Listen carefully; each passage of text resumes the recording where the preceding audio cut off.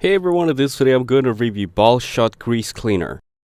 BullShot Grease Cleaner is promoted as a hand-free carpet cleaner and deodorizer that promises to take the struggle out of stain removal.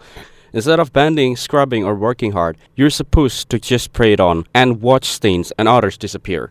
The product claims to be especially useful for pet owners handling accidents without leaving behind stubborn smells. Its formula is described as foam action, which penetrates deep into carpet fibers to emulsify and neutralize stains and odors. Advertisements even claim it passes the black light test, showing how effective it can be. Another selling point is that it's said to be safe for kids and pets, making it sound like a convenient household cleaner. From red wine spills to coffee, fruit juice, lipstick, or stick-strained spirit in couches, BullShot positions itself as a versatile cleaning solution that works across different messes.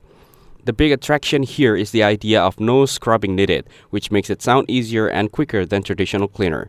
That said, while the promises sound immersive, there isn't enough solid proof from trusted sources or independent reviews to confirm that BullShot really works as well as advertised.